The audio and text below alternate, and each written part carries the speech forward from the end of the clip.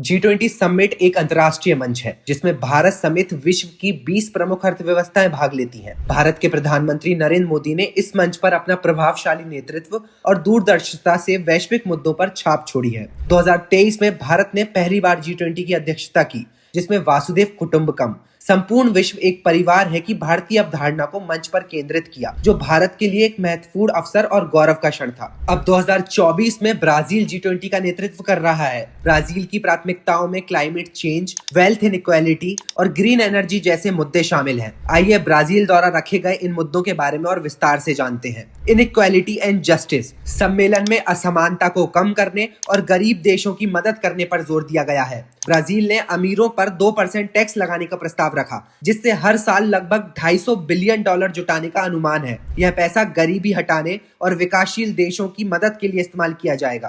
Climate change और green energy पर्यावरण संरक्षण को प्राथमिकता देते हुए विकासशील देशों को सोलर एनर्जी और इलेक्ट्रिक वाहन जैसी ग्रीन टेक्नोलॉजी में मदद देने की बात हुई है। भुखमरी के खिलाफ कदम global alliance against hunger and poverty नामक पहल शुरू की गई, जिसका उद्देश्य देशों को एकजुट होकर भुखमरी को खत्म करना है। यह पहल विशेष रूप से कमजोर और विकासशील देशों में की जाएगी। आर्थिक सुधार और विकास सम्मेलन में मल्टीलेटरल डेवलपमेंट बैंक्स में सुधार की बात की गई है। विकासशील देशों को सस्ते और आसान कर्ज देने के लिए नए नियम बनाए जाएंगे। यह कदम गरीबी से लड़ने और आर्थिक विकास में सहायक होगा। जियोपॉलिटिकल डिस्प्यूट्स और शांति यूक्रेन युद्ध और गाजा संकट जैसे अंतर्राष्ट्रीय मुद्दों पर भी चर्चा की गई। सभी देशों ने अंतर्राष्ट्रीय कानून का पालन कर और शांति बनाए रखने की बात की। एआई पर भी चर्चा की गई, जिसमें आने वाले समय में किस तरह एआई हमारे जीवन का एक महत्वपूर्ण हिस्सा होगा और मददगार साबित होगा।